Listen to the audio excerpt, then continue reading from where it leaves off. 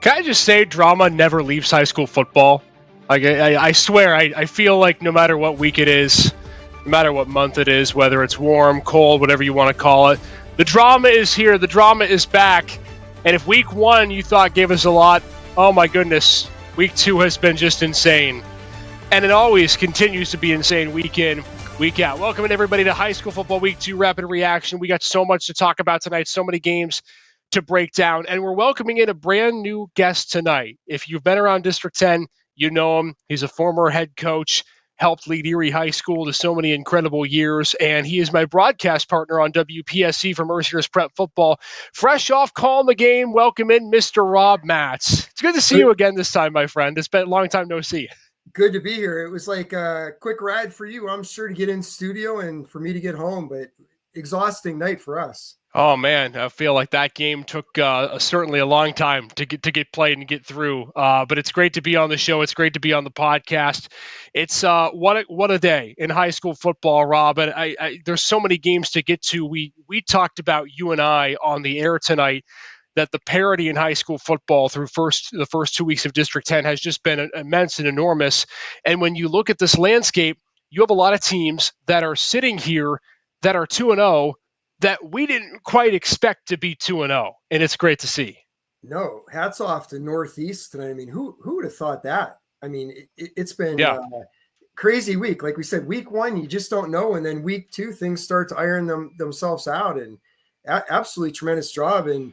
And I believe Girard got their second win too of the season. And I saw Prep squeaked one out as I was on my way home.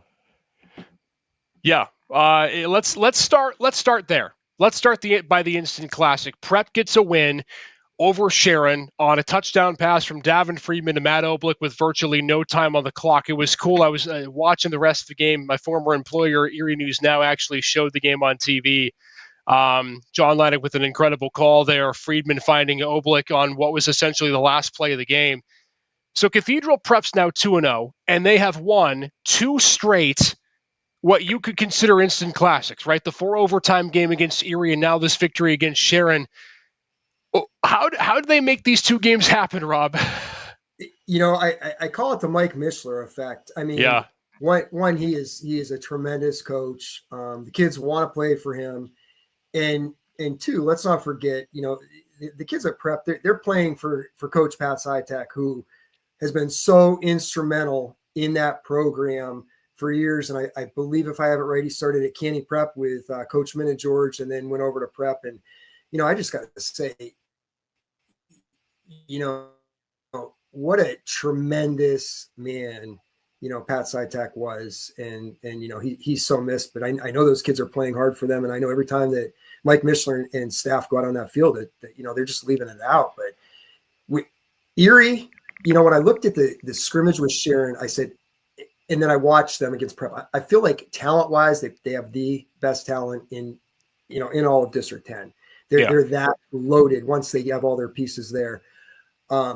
Sharon, you know, we saw them last week, and your guy at receiver, Bishop Root's back, and they're scary.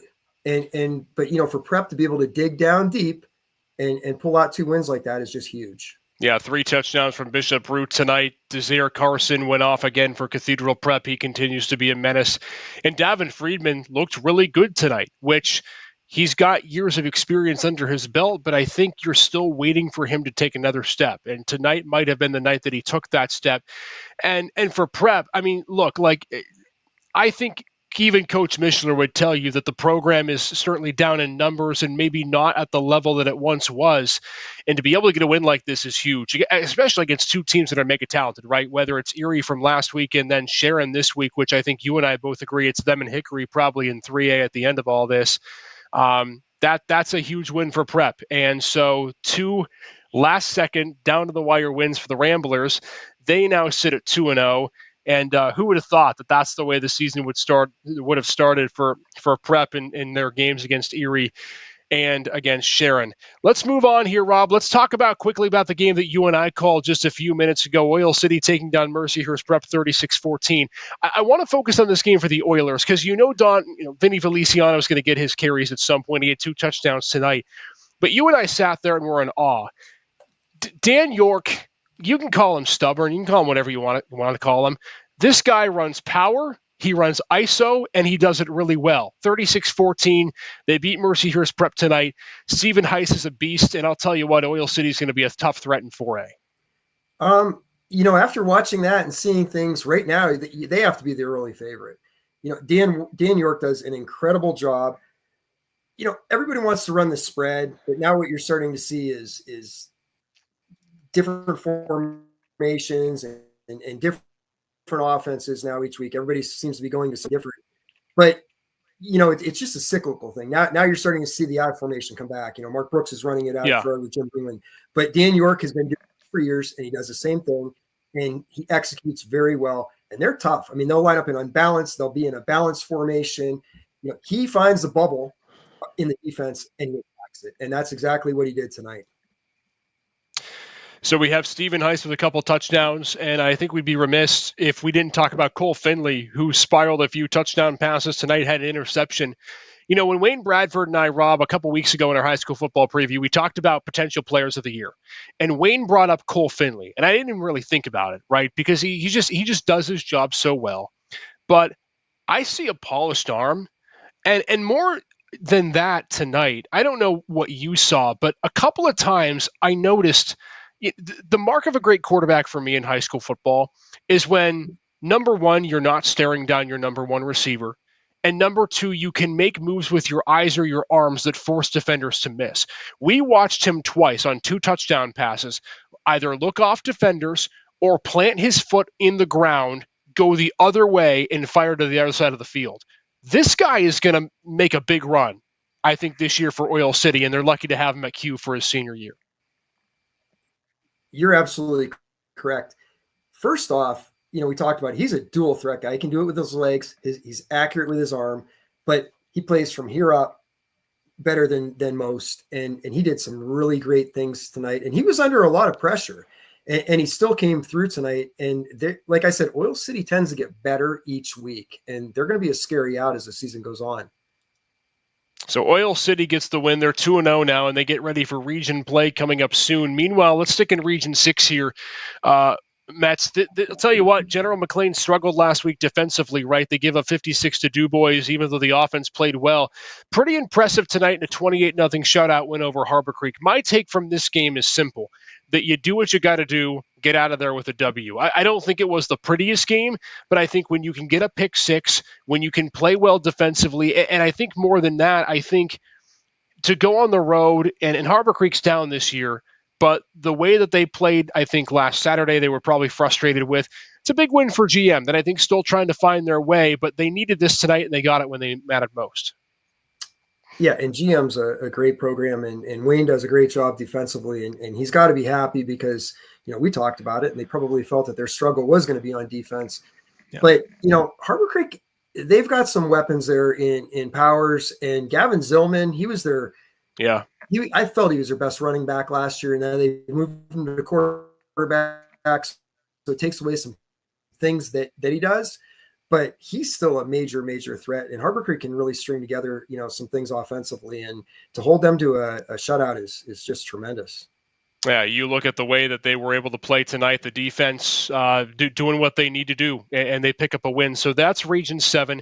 Obviously McDowell losing the Mentor tonight. I think they played a lot better in the first half, but again, it's just going to be a team that's still going to be a work in progress, breaking in a new quarterback and a new defense. That's Region 7. Region 6. I want to talk a bit about Region 5. 2 games tonight that, to me, I think are just incredible because of the result. And I want to spend a couple of minutes on this, Rob. You and I were shocked at how easily tonight Northeast cruises by Seneca. And I understand it's a 3A versus 2A. I get we're talking different regions, right? But Northeast struggled mightily last year to win games. They come out, they beat Grove City in week 1. Carter Crozier has an incredible game. And now you're seeing with Bryson Galloway, this offense is legit. Can we say Northeast is for real? I mean, they go and they shut out Seneca tonight 41-0. This might be a legitimate contender in Region 5. You're breaking up a little bit, but I think I got most of that. The Yeah. crazy thing is everybody said, oh, well, Grove City's so down. Grove City's so down. Well, they went down there and beat them.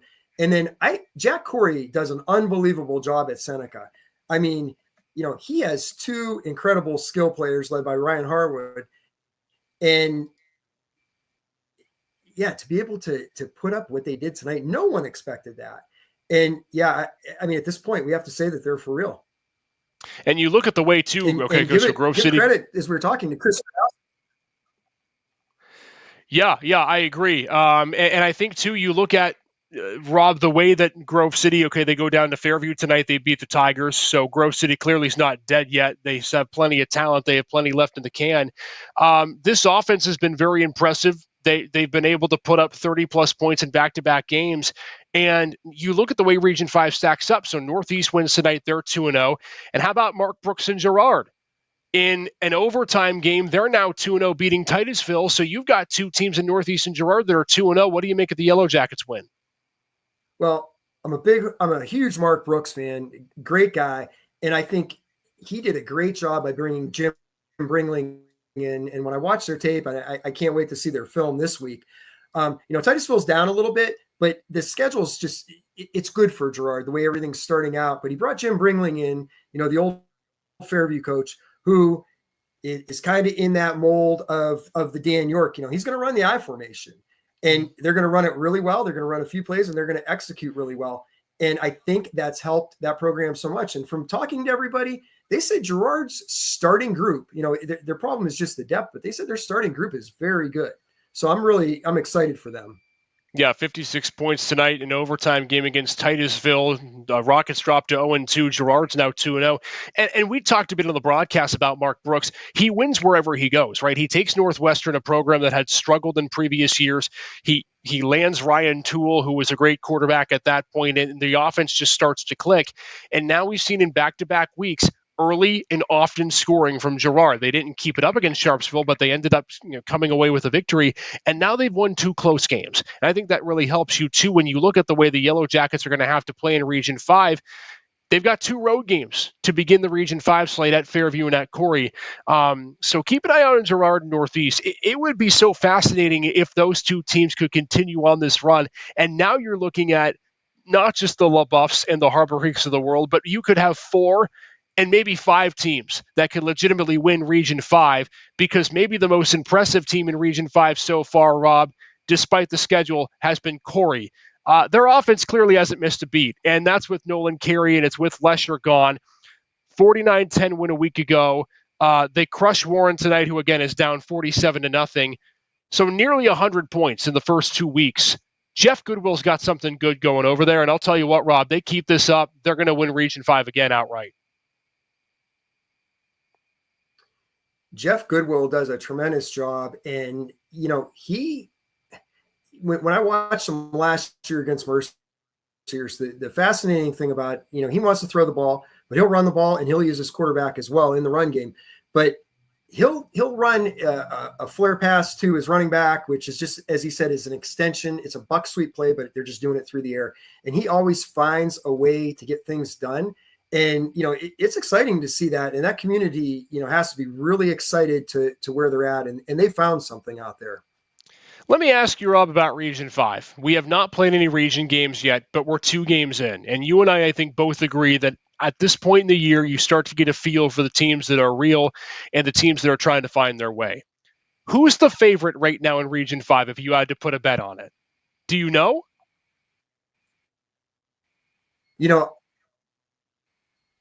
No, you don't know, but I still have to go back with what I felt at the beginning of the year. And I know they took a tough loss tonight to Farrell, but I still have to say Fort LaBeouf, because that junior class that they have is loaded.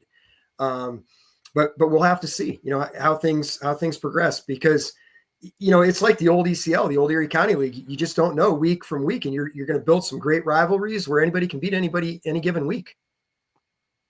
I think you look at the way Fort LaBeouf played in week 1 in the victory against Meadville. That's a huge win for them. Farrell, we know how talented of a team they are. They're going to be there in the 2A championship game, I think, no matter what, when we get to that point. But it is now intriguing because you have Northeast and Girard, who are the 2 bottom teams in Region 5. They're 2-0. And now as we get into region play, it just makes these games much more interesting, and it makes the conversation in 3A much more interesting as to where you slot the rest of the teams that are not named Sharon or Hickory come playoff time.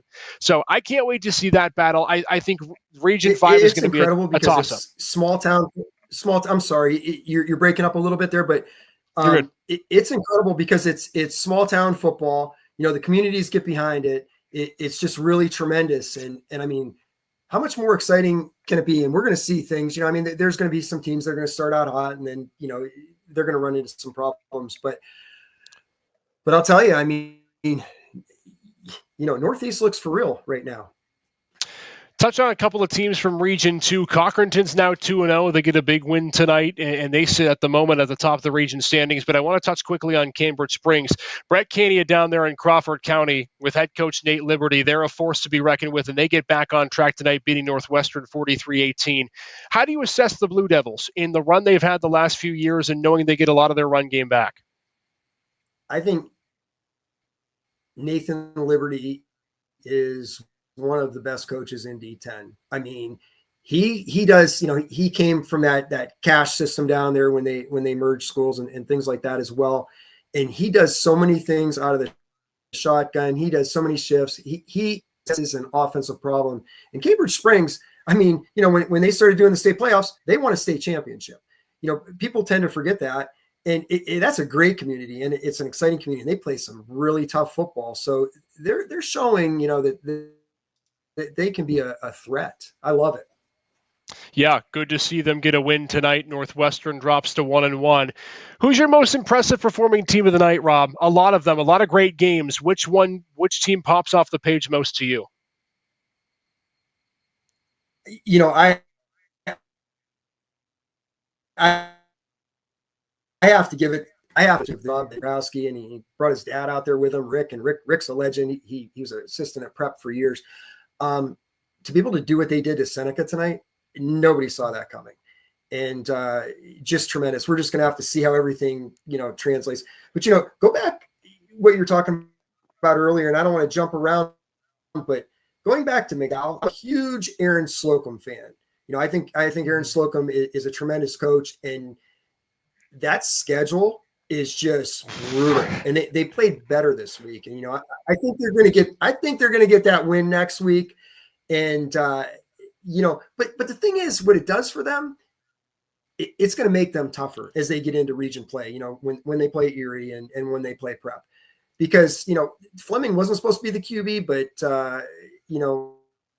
with some injuries, he's that guy, and they're going to get better each week. And, Brad Orlando's back there, and Brad does a great job, and he can dissect the defense, and so I'm